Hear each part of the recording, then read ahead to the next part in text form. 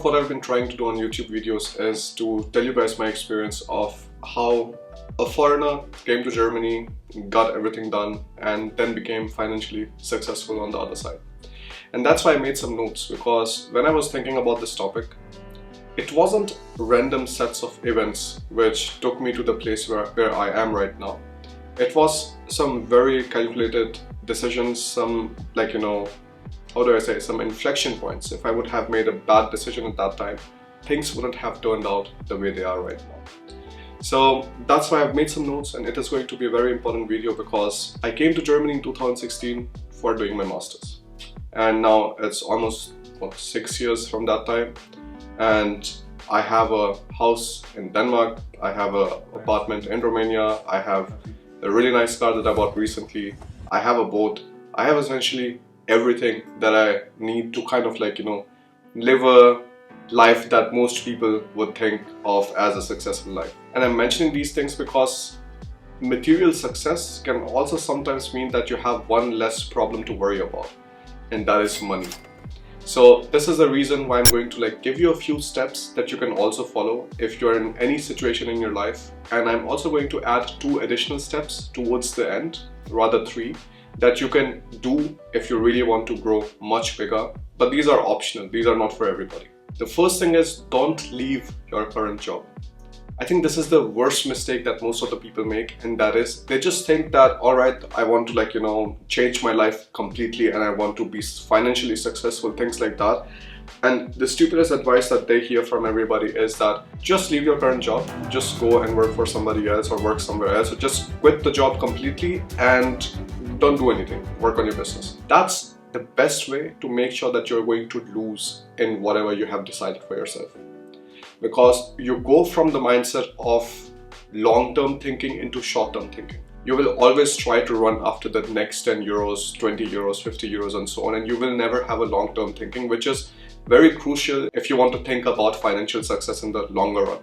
So don't leave your current job, and if you're not leaving your current job, you'll be able to do things that most of the other people wouldn't. For example, when I started my YouTube channel, I didn't need any kind of money from it. I wasn't doing it for money at all, and still right now we don't make a lot of money from YouTube videos. So that was not the point. So with that, I was able to put out so much genuine information out there that nobody else, no other education consultant or somebody else was doing it on YouTube. So that really gave me an edge, and being the first person who started talking about Germany as a destination for higher education, of course, a lot of people started watching my videos, started recommending them to other friends and family that they know, and things really just skyrocketed from there. Of course, the basis of all of that was that I wasn't trying to grab the next 10 euros. That was not in my interest. I didn't care about it because we were doing financially okay. It was not a big problem. We were making ends meet. We were not having the fanciest jobs. I think at that time when I started YouTube channel, Lina was earning around 1,500 euros. I was making 500 euros. So around 2,000 euros from that, if you cut all of the expenses, we would still have around 500, 600 euros left every single month that we could put away to the side. That was very important for us. The story before that, of course, where Alina was also making just 550 euros or something, I was essentially making way less or nothing. So those were also difficult times that we had to see. So when we were arriving in this situation, when Alina was making some money and I was making some money, and I started my YouTube channel or something, I did not leave my job right away. That was not the point, because I wanted to make sure that I'm able to do it in the longer run. The second very important thing that you have to do is you have to take some kind of side gigs.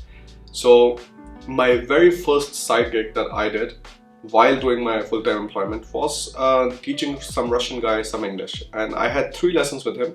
From these 3 lessons, I think I made around 75 euros. Because if you think about it, for a 2-person household, this is money for a week of grocery shopping back then, or even 2 weeks of grocery shopping. So it wasn't really bad at all. And I did this when I was taking a look at different kind of teaching options available on eBay Kleinanzeigen. So I was okay, 75 euros, if I can make some money on the side, why not?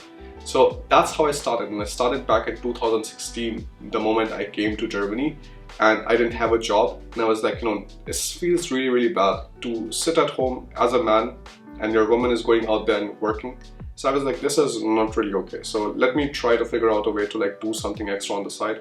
And that's how I started this. And the Russian guy was happy because he learned how to introduce himself and learn some basic things. And I was also happy because I earned something extra. So if you have the option of taking a side gig, take the side gig. It's very important, as long as, of course, it doesn't disturb with your full-time job, full-time employment, full-time profession if you're a student, right? So if it doesn't disturb with your studies, then do that, not a problem at all. And for most of the people, it will not disturb. You're just simply wasting too much time on unnecessary things, and you can rather divert the time that you're wasting there into something more productive and something more meaningful. Now, once you have started taking your side gigs, you haven't left your full-time employment, start saving money. It's extremely important. Most of the people experience something which is called a lifestyle inflation. The more money they make, the more money they burn. But you have to make sure that the money that you're making more should always be a lot more than the money that you're burning more. The difference of these two things shouldn't be zero. So you have to really make sure of that. So start putting some money to the side, and I call it my fallback fund. And we always used to have a safe in our bank. We were at Hamburger Volksbank and we were having an account there. And in the bank, you would also have a safe section. So mostly at the bottom of the bank, in the ground, in the basement or something, they would have some kind of a safe, and there you have your own lockers. And we would always take out the money that we would have on the bank account and we would put it aside as cash. So again, this was me before knowing anything about investing and stuff, but this was also a good decision because having some real money in hand that you can use anytime, you can take out anytime, and you have like full access to it without any kind of like, questions, terms and conditions and so on. That's very important. So we were, I think, like saving around at least like 500 euros or something to the side, and we were just putting it in a bank account, and that was really, really nice. So this is something that you have to do, and then you have to see that you have at least funds of 3 to 6 months, like 3 months minimum anyways. I would say like 6 months is something that you should 100% hope for, and 1 month is definitely the better thing. That okay, if you have all of your expenses going on like they're going on right now, and if you can cut something out from them, and the absolute essentials should be covered by this money for a year or for 6 months. For example, for me right now, like I have really gotten to the place where I want to have a lot of financial security for my family. So I have funds put aside which can sustain us for like at least 10, 15 or 20 years. So this is something that you can do when you grow. But at least when you're starting out, when we were starting out, we didn't have more money than I think which could have sustained us for more than a year. But a year's worth money you should have access to at all times. It's very important, because if you don't take this step, anything else I say after this is going to be pretty much pointless. The next thing that you should start doing is start investing, and I mean it very seriously.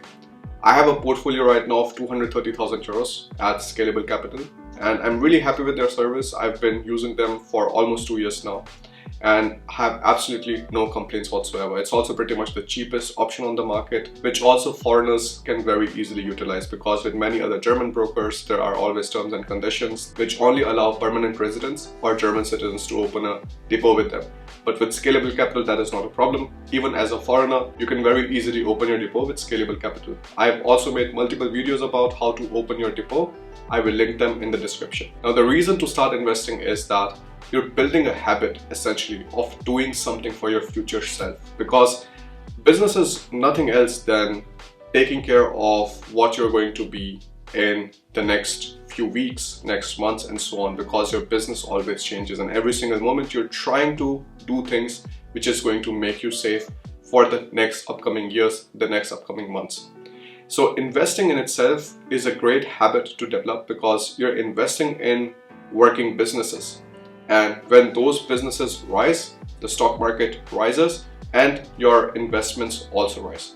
Of course, right now with all of the crazy times that we're having, you have a lot of stocks available at a very cheap price, which is very nice for you, because when I started investing when it was absolutely at the peak of the market.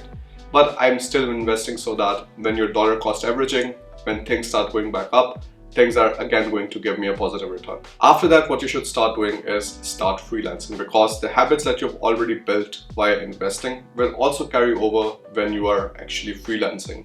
the long-term thinking, the understanding of businesses, the understanding of what kind of things you can do wrong, what kind of things you can do right, and so on, having more control on emotions and everything. This really flows very nicely into having a freelancing business. And like I said, you can have a freelancing business or you can have a sole proprietorship. These two are regulated by Kleinunternehmerregelung, or the small business regulations. The nice thing about this is that you have very less paperwork. Like I told you guys previously, when I was talking about the good and the bad sides of having a business in Germany, that as long as you're having a small business, things are actually very, very nice in Germany because the paperwork is very less. But once things start growing, then things become difficult. So as long as you're not making more than 22,500 euros per year, you're in small business category and you can very easily register a business in Germany and at least start trying some things out. It's very important. It doesn't cost a lot. It's just 10 or 20 euros to register yourself as a business, and that's it. You don't have to worry about anything else. So this is the part which I was talking about is optional, because many of the people, they want to do their masters and afterwards switch jobs, take a better job and so on. If you want to do that, if you want to have the financial security of that, good for you. Nobody's judging, but some people, they want to do something on the side too. And I really believe that you can also do something on the side and just see what kind of other things you can take up. So if you can do that, definitely having a freelancing business, either on Fiverr or something which is a business in itself, which counts as a sole proprietorship, you should try that. I think it's a very nice experience.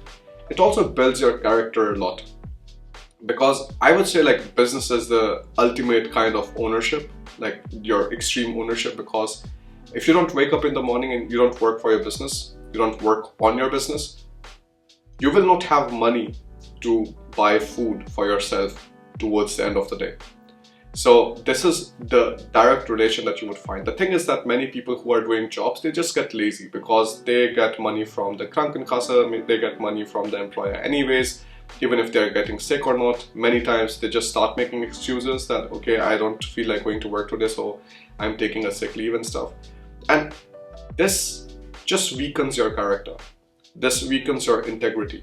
And if you're going towards the route of having a business, this changes things entirely, because you're taking responsibility of not just yourself, but also, like I talk about in the next step, your business. Now, when do I start calling something as a business? I start calling something as a business when you are able to take care of all of your normal expenses without any kind of problems whatsoever, with the help of your main activity that you're doing, and that is your business. And at that step, it makes sense to start hiring good employees.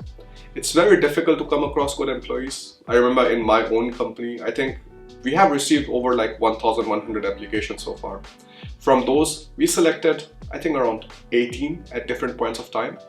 And now from those 18 people, we just have 9 people left. So this is something that you would see, that the majority of the applications that you will receive, they will be very low quality, or it would be just a copy paste that you'd be seeing in other places. But when you're able to find the right people who really align with whatever your values are, with whatever way you work, and don't bitch and moan about just giving more work at times when there's more workload, and having less work when there's absolutely nothing to do, find those kind of people. And when you're having your own business, you are taking responsibility of your own finances and of the finances of your employees, which again builds your character much, much stronger. You just have more responsibilities. More responsibilities means you're building your character. It's very simple.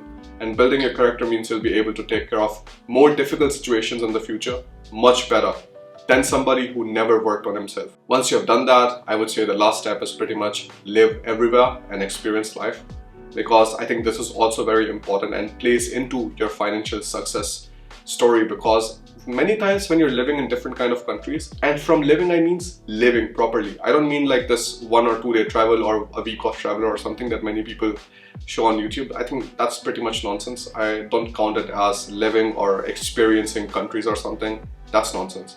If you're not living the life there as a local, if you're going to a local supermarket and you don't remember the price of the favorite bread that you have, you're not really living in that country. You're just going there around as a tourist and you don't have much to do there.